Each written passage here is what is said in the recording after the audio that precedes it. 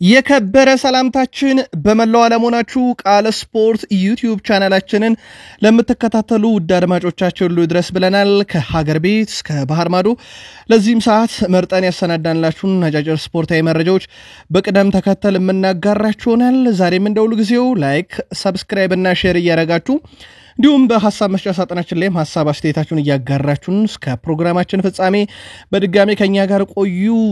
በነገራችን ላይ የሁላችሁንም ሐሳቦች እየተመለከትናቸው መሆኑን በዚህ አጋጣሚ ለውድ አድማጮቻችን ልናሳውቃችሁ እንወዳለን። በዚህኛውም ጥንቅራችን ከዝውውር መስኮቱ ጋር በተያያዘ ሰፋ ያሉ መረጃዎችን እናነሳለን። ከዛ በተጨማሪ ውድ ቤተሰቦቻችን ክለቦች ሊሸጧቸው ያዘጋጇቸው ተጫዋቾች እንዲሁም ደግሞ የሳምንቱ መጨረሻ ላይ ነን ሊጎች ይመለሳሉና ከዚህ ጋር በተያያዘ ዕለታዊ ቡድን ዜና፣ የአሰልጣኞች ጋዜጣዊ መግለጫ በዚህኛውም ጥንቅራችን ተካቷል። ከትልቆቹ ክለቦች እንደ ማንቸስተር ዩናይትድ ያለ ክለብ ዛሬ መልካም የሚባሉ ዜናዎች ሰማን። በርከት ያሉ ተጫዋቾች በኤፕሪል አንዱ የማክሰኞ የፕሪሚየር ሊግ መርሃ ግብር እንደሚገኙ ተረጋግጧል። አብዛኞቹ ዛሬ ልምምድ ሰርተዋል።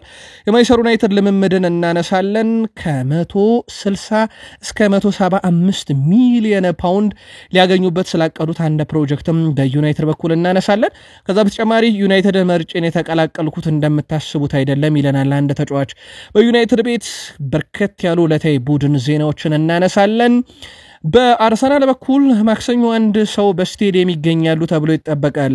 በተለይም የአውሮፓ ሻምፒዮንስ ሊግ ፍጻሜ ሁለት የሚፋለም ቡድን የገነቡ እንደዚሁ ደግሞ የሊግ ዋንጫን እንዲያገኝ ቡድንን የገነቡ ሰው አሁን በአርሰናል ቤት እንዳሉ ይታወቃል። ሚናቸውን በይፋ ባይጀምሩ ማክሰኞ እንጠብቃቸዋለን። እኚህን ሰው ሉዊስ ማይል ስኬሊን እናነሳለን። ከማርቲን ዙቤሜንዲ ጋር በተያዘ እስከዚህ ሰዓት ድረስ ያው ግንኙነቱ በቀጥታ ከአርሰናል ጋር ብቻ እንደሆነ ይታወቃል። ምናልባት ግን ነገሩን ሊቀይር የሚችል አንድ አጋጣሚም እየተጠበቀ ይገኛል። ሳካ ጋር ተጨማሪ መረጃ ይዘናል። ለአርሰናል ደጋፊዎች በስፋት ተጠብቁን። ከሊቨርፑል ጋር በተያዘ ሜሎስ ኬርኪዝ ምላሽ ሰጥቷል። ጄሬሚ ፍሬምፖንግ ጋር በተያዘ ተጨማሪ መረጃዎችን እናደርሳለን። ሳልሃና እንደዚሁም አንድ ጀርመናዊ ተጫዋች አንድ ቁጥርን ለብቻቸው ይዞት ይገኛሉ። ይህ ተጫዋች በሊቨርፑል ቤት አውንታዊ ነገሮች ከታዩ በኋላ ሊቨርፑልያን በመገናኛ ብዙሃን በርካታ ሐሳቦችን እያጋሩ ነው።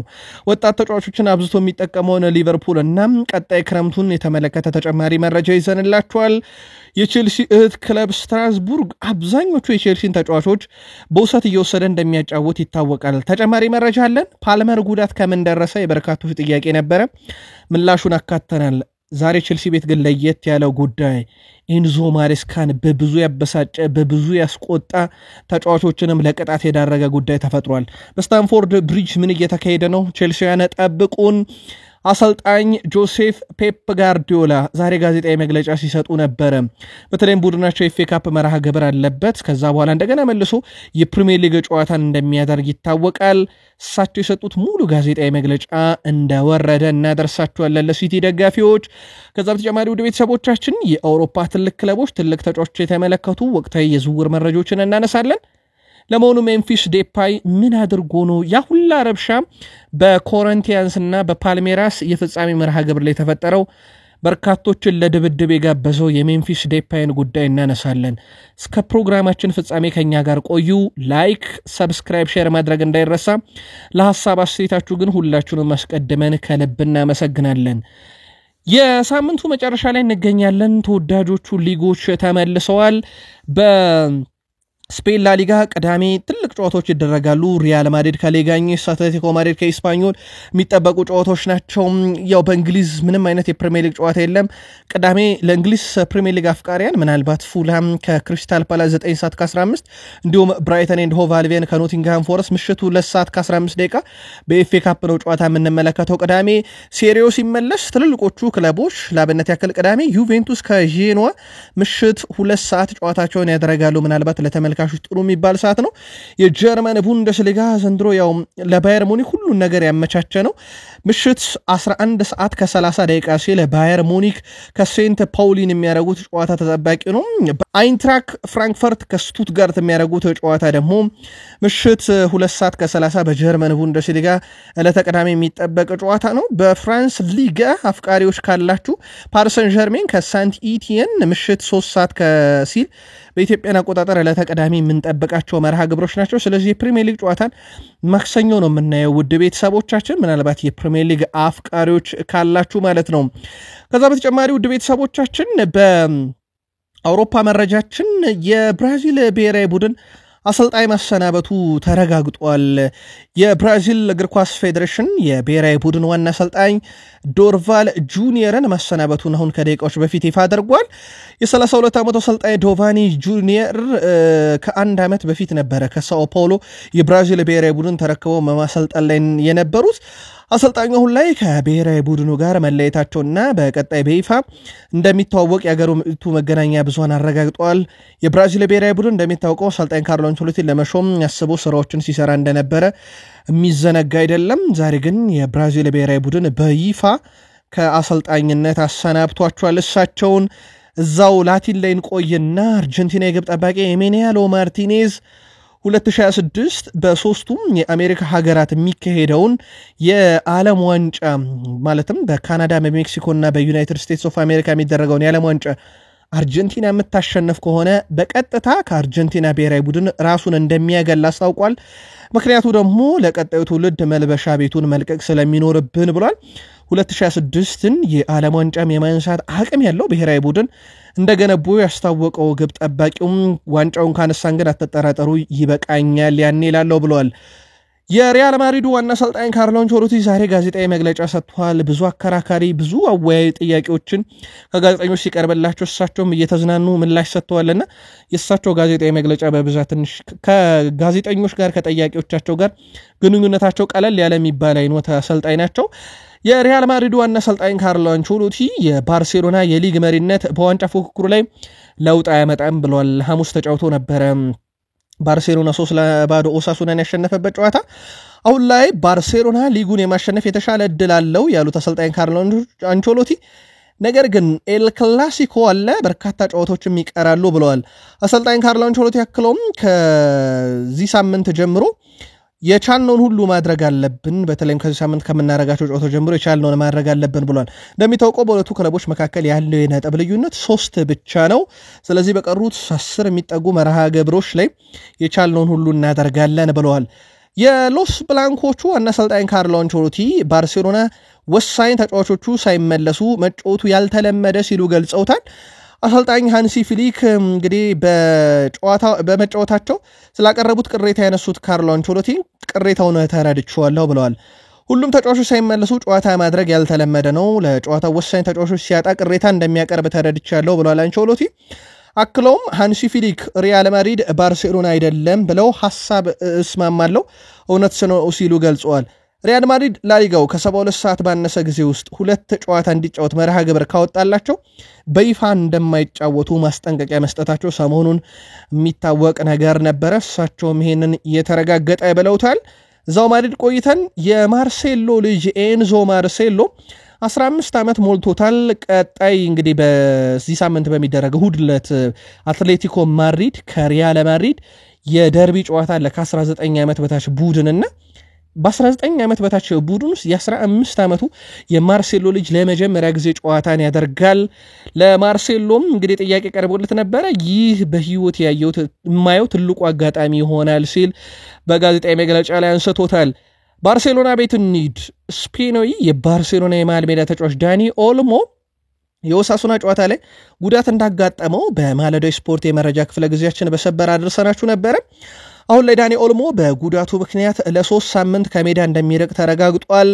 ይህንም ተከትሎ በቀጣይ 3 ሳምንት ውስጥ ከጂሮና አትሌቲኮ ማድሪድ፣ ሪያል ቤትስ፣ ቦሩሲያ ዶርትመንድ፣ ሌጋኝስ እና የመልሱ የቦሩሲያ ዶርትመንድ የአውሮፓ ሻምፒዮንስ ሊግ የሩብ ፍጻሜ ጨዋታ እንደሚያመልጠው ነው ይፋ የተደረገው። ይህ ለባርሴሎና ጥሩ የሚባል ዜና አይደለም። በተለይም ቡድኑ በጣም ጥሩ በሚባልበት ፎርም ሰዓት ላይ እና የመጨረሻው ምዕራፍ ላይ ሲደርስ ወሳኝ የሚባሉ ጨዋታዎች በአውሮፓ ሻምፒዮንስ ሊግ ጭምራለውና የስኳድ ዴብዙን የሚያጠበ ጉዳት ነው የገጠመው። ሮበርት ሌዋንዶስኪ በሃንሲ ፍሊክ ስር በአጠቃላይ 112 ጨዋታዎችን አድርጎ 119 ግቦች 26 አሲስቶች አሉት። በሁሉም መድረክ ከሃንሲ ፍሊክ ጋር በሰራበት አጋጣሚ ማለት ነው። እጅግ በጣም አስደናቂ ግንኙነት አላቸው ሁለቱ ተጫዋቹና አሰልጣኙ። በዚህ ውድድር ዓመት ደግሞ በሁሉም መድረኮች 41 ጨዋታን ያደረገው ሮቤርት ሌዋንዶስኪ 36 ግቦችና 3 አሲስቶችን አበርክቷል።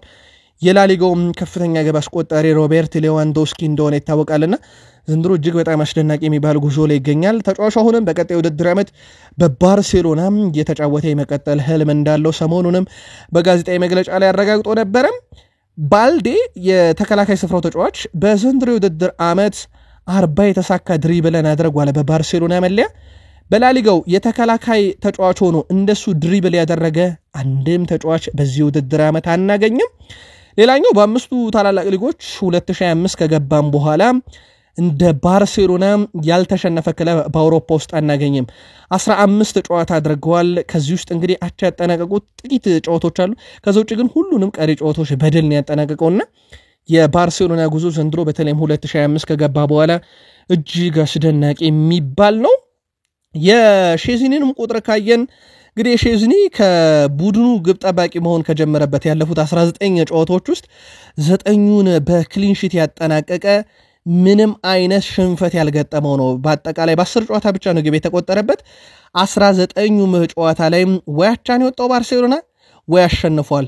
9ኙ ላይ ክሊንሺት አለውና ከጓንተ መስቀል ለባርሴሎና መልሶ እስከመጫወት የዚህ ዓመት የሼዝኒ ድራማ ነበረ። ድራማውን በትክክል የተወጣው ይመስላል። ለሚቀጥለው የውድድር ዓመት ቋሚ ሆኖ የመቀጠል ተስፋ እንዳለው ነው ሃንሲ ፊሊክ ሰሞኑን በጋዜጣዊ መግለጫ ሲያረጋግጡለት የነበረው። አንድ አድማጫችን የክርስቲያኖ ሮናልዶ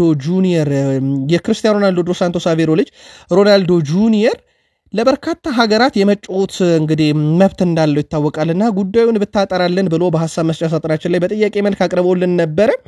እንደሚታወቀው የክርስቲያኖ ሮናልዶ ልጅ ለበርካታ ሀገራት መጫወት ይችላል፣ የአፍሪካዊቷን ሀገር ኬፕ ቨርዴን ጨምሮ። ከዚህ መካከል ኬፕ ቨርዴን በቅድመ አያቱ በኩል ነው መጫወት እንግዲህ ፍቃድ የተሰጠው፣ ስለዚህ መምረጥ ይችላል። እንግሊዝን ያው ክርስቲያኖ ሮናልዶ በማንቸስተር ዩናይትድ ሳለ የእንግሊዝ ዜግነት ተሰጥቶታል። ፖርቹጋል ራሱ የክርስቲያኖ ሮናልዶ እናት ሀገር ናት። ስፔን ሪያል ማድሪድ በነበረ ሰዓት ሮናልዶ ዜግነት ተሰጥቶታል።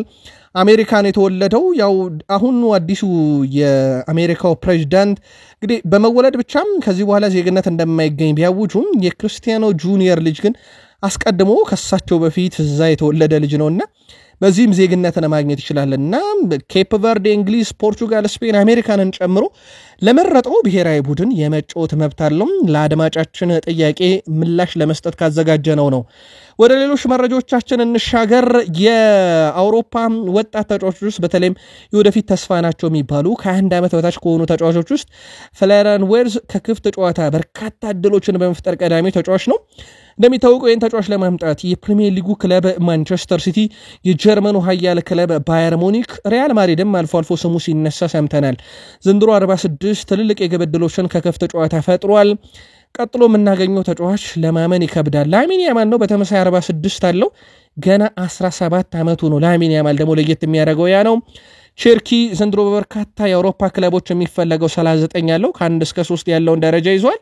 ለመጠቆም ያክል ሪያል ማድሪድ እንግዲህ የተወሰነ ኃላፊነት ያለበት ግን በንብረትነት የኮሞ ተጫዋች ነው። ፓኤዝ 4ኛ፣ ሳቪኒዮ 5ኛ፣ ዱዌ 6ኛ፣ 7ኛ ላይ ሞሪሮ፣ 8ኛ ሲሚዮኔ፣ 9ኛ ኬለን ያልዲዝ፣ 10ኛ ደረጃ ላይ ኔቬሽ ተቀምጧል። የላሚን ያማልና የዌርዝ ግን እጅግ በጣም የተለየ የሚባለ ቁጥር ነው።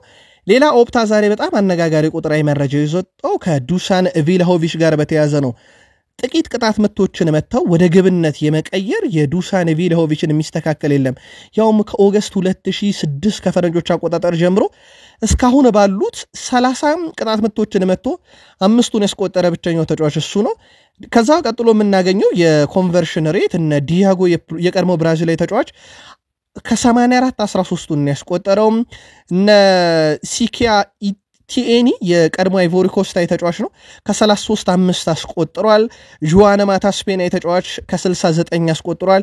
ፌሊፔ ኮቲኒዮ የቀድሞ የሊቨርፑል ተጫዋች ከ47 7ቱን አስቆጥሯልና የኮንቨርዥን ሬትን ካየን እንደ ዱሳን ቪላሆቪች በትንሽ ቅጣት ምት በርካታ ገቢ ያስቆጠረ ተጫዋች ከ2006 ጀምሮ አናገኘም። ለመሆኑ የፓልሜራስና የኮሪንቲያንስን ጨዋታ 89ኛው ደቂቃ ላይ ለነውጥ የጋበዘው ጉዳይ ምንድነው የሚለውን ተመልክተን ነበር። መግቢያችን ላይም ጠቁመናችሁ ነበር። ጉዳዩ የተፈጠረው ሜምፊስ ዴፓይም እንግዲህ ለኮሪንቲያንስ እየተጫወተ ኳሷን ማዕዘን ምት መምቻው ጋር ከሄደ በኋላ ቆሞባት ነበር ለረጅም ደቂቃ። በዚህም እንግዲህ የተበሳጩ የፓልሜራስ ጠርዝ ላይ ቆሙ ተጫዋቾች በድርጊቱ ተበሳጭተውበት ነበር በተጫዋቹና በዚህ በተፈጠረ ግርግር ጨዋታው ለመቆም ተገዶ ነበር። በዚህ ጨዋታ ላይ ለየት የሚለው ነገር ደግሞ ኮሪንቲያንስን ለመደገፍ የተገኘው የአርሰናሉ ጋብርኤል ማጋሌሽ ከደጋፊዎች ጋር ስቴዲየም ውስጥ ሆኖ ጨዋታውንም እንደዚሁ ሲከታተለው ነበር። ቪንሰንት ኮምፓኒ እጅግ በጣም አነጋጋሪው አሰልጣኝ በርንሌን ይዞ ወደ ፕሪሚየር ሊግ አድጎ ከበርንሌ ጋር ከወረደ በኋላ ዳግም ተመልሶ የባየር ሙኒክ አሰልጣኝ መሆኑ ለሻንዳይች ራሱ ትንግርት እንደሆነባቸው ሰሞኑን እሳቸውም ሲናገሩ ነበር። ቪንሰንት ኮምፓኒ አሁን የቡንደስሊጋውን ኃያል ክለብ እያሰለጠነ በወር 750,000 ዩሮን ያገኛል። የቡንደስሊጋው ቁጥር አንድ ተከፋይ ባታምኑም ቪንሰንት ኮምፓኒ ነው። የቀድሞ የማንቸስተር ዩናይትድ ተጫዋችና አሰልጣኝ ኦሌ ጉናር ሶልሻየር ለአዲሱ ክለባቸው የምሳቸው ለተቀላቀሉበት ክለብ ቤሺክታሽ ተጫዋቾችን ከፕሪሚየር ሊግ ማምጣትን ወደዋል። በዚህ መሰረት የፕሪሚየር ሊግ ተጫዋች ላይ ትኩረት እንደሚያደርጉ ተናግረዋል። እንደሚታወቀው በኢፕስዊች ታውን ቤት እጅግ በጣም አስደናቂ ጊዜን እያሳለፈ የሚገኘው ጄደን ፍሊገን በበርካታ ክለቦች ይፈለጋል። እሳቸውም ተጫዋቹን ከፕሪሚየር ሊግ ለማስኮብለል ጥረት እናረጋለን ብለዋል ዛሬ ከጨዋታ በፊት በሰጡት ጋዜጣዊ መግለጫ። ውድ ቤተሰቦቻችን ቃል ስፖርት ዩቲዩብ ቻናላችን ላይ ትገኛላችሁ። ከሀገር ቤት እስከ ባህር ማዶ የተመራረጡ ስፖርታዊ ጥንቅሮችን እያደረስናችሁ ነው። እንደ ሁልጊዜው ላይክ፣ ሰብስክራይብ፣ ሼር አድርጉን። ከተወዳጁ የእንግሊዝ ፕሪሚየር ሊግ ወዳገኘናቸው ተጨማሪ መረጃዎቻችን ደግሞ እንሻገር። ጆሴፍ ፔፕ ጋርዲዮላን እናስቀድም። በዚህ ዓመት እንኳን ጉርሻ ሰዓት አይገባንም ብለዋል በሽልማት መልክ የማንቸስተር ሲቲ ዋና አሰልጣኝ ፔፕ ጋርዲዮላ ቡድናቸው በዚህ ዓመት ምንም ዋንጫ ባያሳካ የሚያስደስት አለመሆኑን ገልጸዋል። በተለይ ምንም ዋንጫ ቢያሳካ የሚያስደስት አይደለም ብለዋል። ማንቸስተር ሲቲ የዓለም ክለቦች ዋንጫ ካሸነፈ ጉርሻ ይገባው እንደሆነ የተጠየቁት ፔፕ ጋርዲዮላ በፍጹም አይገባንም ብለዋል። ፔፕ ጋርዲዮላ ሲናገሩም ለእኔና ለተጫዋቾቼ በዚህ ዓመት እንኳን ጉርሻ የእጅ ሰዓት እንኳን በስጦታ መልክ አይገባንም ብለዋል። በዚህ ዓመት የዓለም ክለቦች ዋንጫን የሚያሸንፈው ክለብ 115 ሚሊዮን ሽልማት ገንዘብ እንደሚበረከትለት ይታወቃል። ሌላው ደግሞ ቡድናቸው በኤፍኤ ካፕ እየተሳተፈ እንደሆነ ሳይዘነጋ ማለት ነው። ሌላ እሳቸው በዚህ ሳምንት በሚያደርጉት የኤፍኤ ካፕ መርሃ ግብር ከበርንማውዝ ጋር በሚያደርጉት ጨዋታም ዙሪያ ከጋዜጠኞች ጥያቄ ቀርቦላቸው ምላሽ ሰጥተዋል። እሁድ የምጫወተው በዚህ ዓመት የመጀመሪያ ሊግ ጨዋታችንን ካሸነፈን በርንማውዝ ጋር ነው ብለዋል። ጨዋታውን ለማሸነፍ እንግዲህ እና ወደ ኤፍኤ ካፕ ግማሽ ፍጻሜ ለማለፍ ጥረት እናደርጋለን ያሉት ፔፕ ጋርዲዮላ ዓላማችን ለሰባተኛ ተከታታይ ዓመት የኤፍኤ ካፕ ግማሽ ፍጻሜ ተፋላሚ መሆንና በሻምፒዮንስ ሊግ ለመሳተፍ ጨዋታውን ማሸነፍ ነው ብለዋል።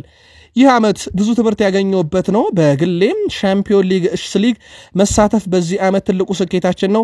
ሰዎች አያምኑኝም ነበረ፣ አሁን ግን ማመን ጀምሯል። ሲቲ ሻምፒዮንስ ሊግ ይሳተፋሉ እያሉ መወያየትም ጀምሯል። እኔ እየሰራው ያለሁትም ለሱ ነው ብለዋል አሰልጣኙ። ሮድሪ የዓለም ክለቦች ዋንጫ መሳተፍ መቻሉን አላውቅም፣ ነገር ግን ተስፋ አደርጋለሁ ብለዋል ፔፕ ጋርዲዮላ። ፎደን በራሱ በጋዜጣዊ መግለጫ ላይ አብሯቸው ነበርና ሁልጊዜ በላይ መሆን አይቻልም ብሏል።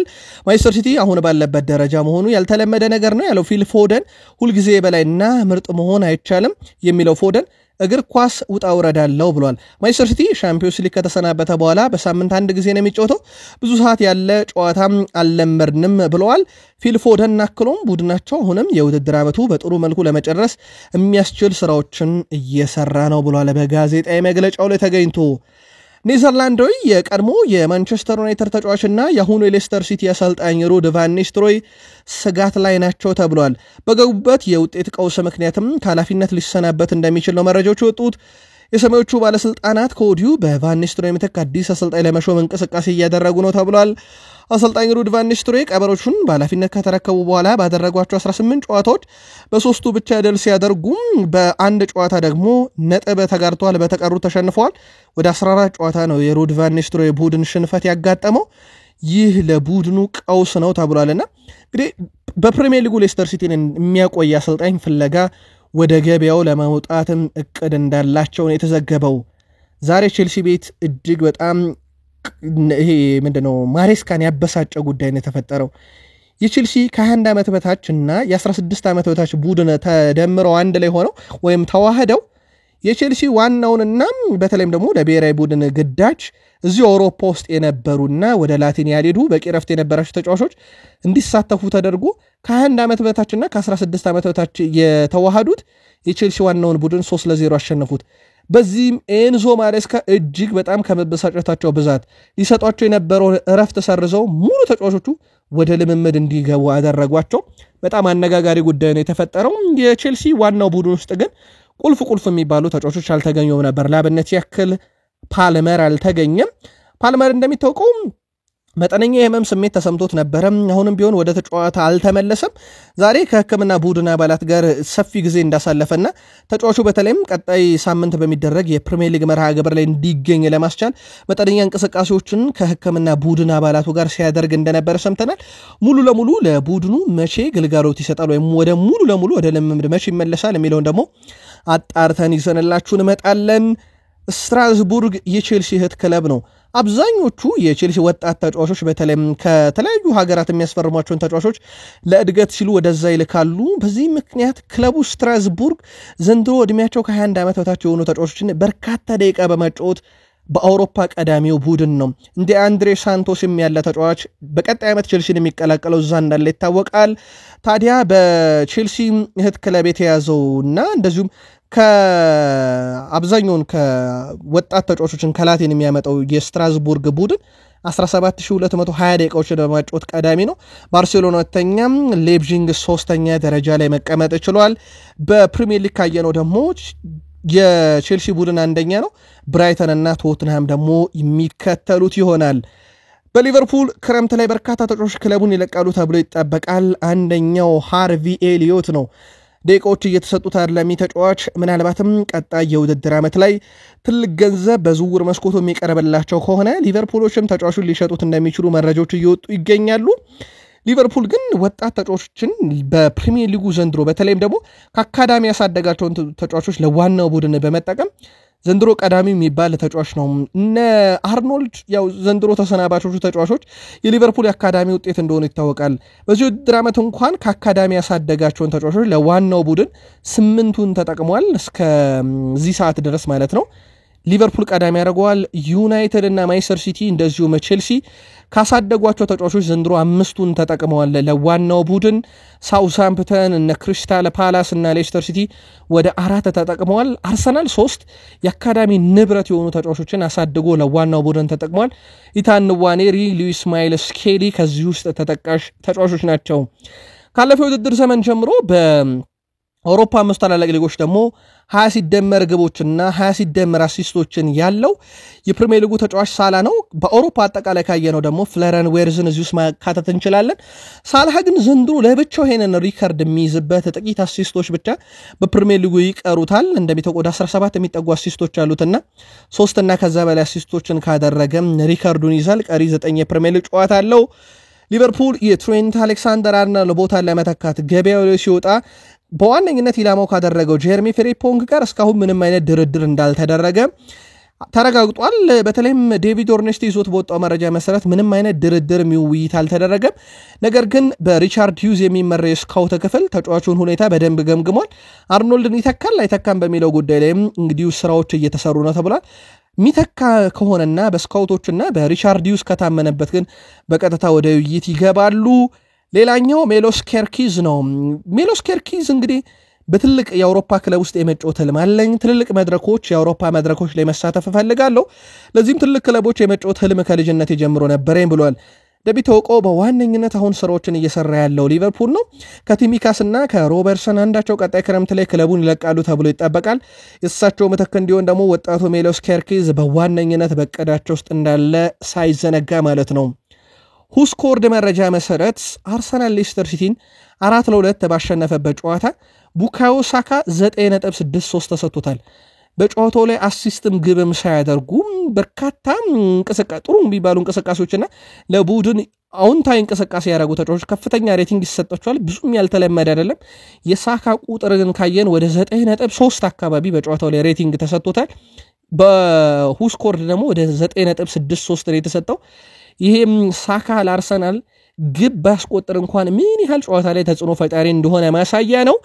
ሌላኛው ከዙቤሜንዲ ጋር በተያያዘ ትላንት በሰበር ማድሪድ የአርሰናል ያክል እንቅስቃሴ ያለማድረጉንና በዝውውር ላይ ምንም የተካሄደ ነገር ከስፔን ጋዜጦች ውጪ ሪያል ማድሪድ ተጨባጭ ነገር እንዳላደረገ ነገር ግን አርሰናል ተጨባጭ ነገሮችን እንዳደረገ የዘ አትሌቲክን መረጃ ደርሰናችሁ ነበረ።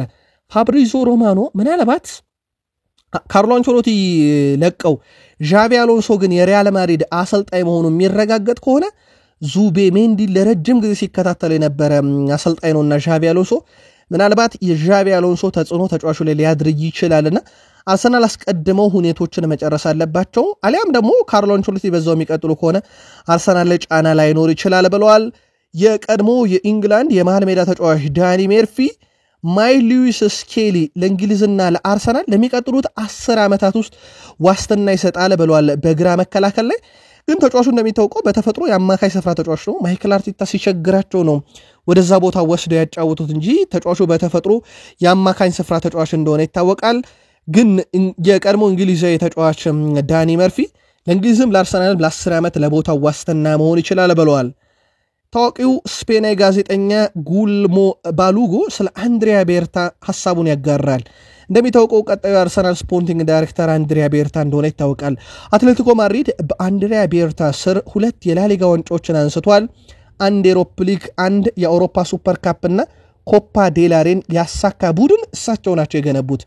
አንድሪያ ቤርታ በ2014 የላሊጋ አሸናፊ ቡድን ከፈረሰ በኋላ ቡድኑን እንደ አዲስ በመገንባት በተለይም ለአውሮፓ ሻምፒዮንስ ሊግ 2 ጊዜ የፍጻሜ ተፋላሚ ቡድን አድርገውታል። ሌላ የኒን ስፖርቲንግ ዳይሬክተር ችሎታ የሚያሳይና ተጫዋች የመመልመል አቅምን የሚያሳይ በዛ ላይ ደግሞ የፈረሰን ቡድን የገነቡበት መንገድ በተለይም 2015 ላይ በበርካቶች እንዲወደሱ ያደረገ ነበረ። አንድሪያ ቤርታ ማክሰኞ በለንደን ደርቢ አርሰናል ከፉላም በሚያደርጉት ጨዋታ በስቴዲየም እንደሚገኙ ይፋ ተደርጓል። አርሰናል ግን መች የሳቸውን ፊርማ ይፋ ያደርጋል የሚለው ቀን ግን እስካሁን በይፋ የተገለጸ ነገር የለም። ከማንቸስተር ዩናይትድ ጋር በተያያዘ ካሜሩናዊ ግብ ጠባቂ አንድሬ ኦናና ማንቸስተር ዩናይትድን ከመቀላቀሉ በፊት በርካታ ክለቦች መቀላቀል ይችል እንደነበረ ገልጿል። አንድሬ ኦናና በንግግሩም አርሰናል፣ ቼልሲ፣ አትሌቲኮ ማድሪድ፣ ሞናኮ እና ኒስ ፈልገው ነበር፣ ወደዛ መሄድ ይችል ነበር ብሏል። ነገር ግን ማንቸስተር ዩናይትድን የተቀላቀልኩት መርጬ ነው ሲል አንድሬ ኦናና ዛሬ በነበረ ጋዜጣዊ መግለጫ ላይ ተናግሯል። ሰሞኑን ክለቡን ለቆ ወደ አልናስር ያመራል። ማንቸስተር ዩናይትድም እሱን ለመተካት አዲስ ግብ ጠባቂዎችን እያማተረ ነው የሚሉ መረጃዎች በስፋት ሲወጡ እንደነበረ አይዘነጋም። ማንቸስተር ዩናይትድ በጉዳት ላይ የነበሩ ወሳኝ ተጫዋቾቹም ወደ ልምምድ እንደዚሁ ተመልሰዋል። ዛሬ በካሪንግተን በነበረ ልምምድ ላይ ሉክ ሾ፣ ሌኔሮ፣ ሃሪ ማጓየር መሳተፋቸው ተረጋግጧል። በተጨማሪም የቡድኑ ቁጥሩ 2 ግብ ጠባቂ አልታይ ባይንደር እና ቶም ሂተንም በዛሬው ካሪንግተን ልምምድ ላይ ተገኝተዋል። ማንቸስተር ዩናይትድ የፊታችን ማክሰኞ በሲቲ ግራውንድ ከኖቲንግሃም ፎረስት ጋር የፕሪሚየር ሊግ ወሳኝ መርሃ ግብሩን እንደሚያደርግ ይታወቃል።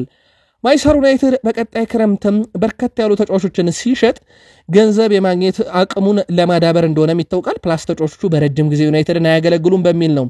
ከነኚህ ሽያጮችም ከ160 እስከ 175 ሚሊዮን ፓውንድ ገቢ ማግኘት እቅድ ተይዟል። አላስፈላጊና የተጋነኑ ሳምንታዊ ደሞዝ ክፍያ ያላቸው ተጫዋቾችም እንደዚሁ ክለቡን ይለቃሉ። በዛ ላይ ደግሞ ሪታየር የሚያደርጉም ተጫዋቾች አሉ። ላበነት ያክል እንደ ግብ ጠባቂው ሂተን ያሉ ግብ ተጫዋቾች እነ ጆን ኢቫንስ እንግዲህ ጫማ ይሰቅላሉ ተብሎ ይጠበቃል። ከዛ ውጪ ግን እነ ኤሪክሰን፣ እነ ካዜሜሮ፣ ራሽፈርድ፣ ሳንቾ እና ታይለር ማላሺያን ጨምሮ እንደዚሁም ደግሞ ረጅም ጊዜ በጉዳት የሚቆይ ቡድን ውስጥ በርካታ ደሞዝ የሚከፈለው ሉክሾም ጭምር ቀጣይ ክረምት ለገበያ እንደሚቀርቡ ይጠበቃል።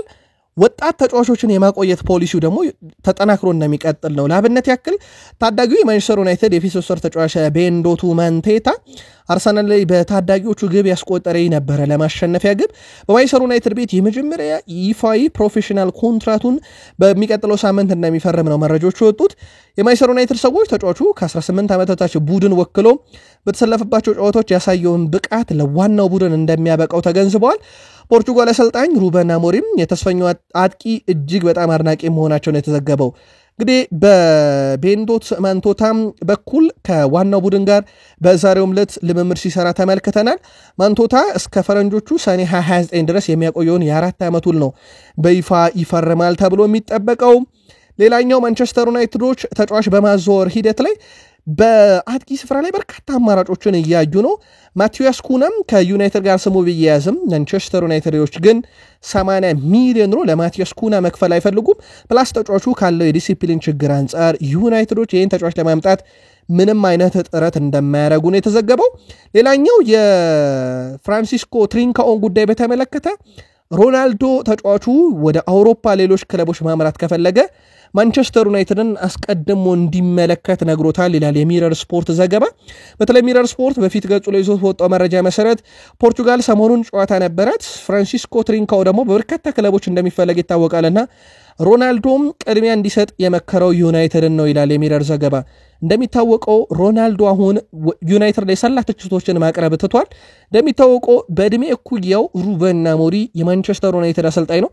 ልክ የማንቸስተር ዩናይትድ አሰልጣኝ ሲሆን ሩበን አሞሪም ድጋፍ ከሰጡ የቀድሞ ዩናይትድ ተጫዋቾች ክርስቲያኖ ሮናልዶ በዚህ ደረጃ ተጠቃሽ ተጫዋች ነው።